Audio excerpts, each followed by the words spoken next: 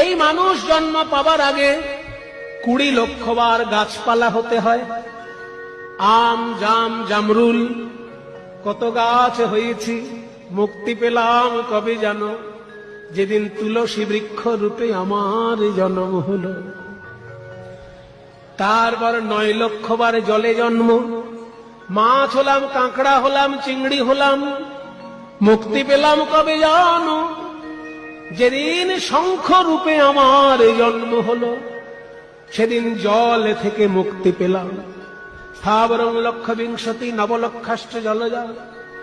তারপর কৃমিনাং রুদ্র লক্ষাশ্চ, 11 লক্ষ বার পোকামাকড় হলাম।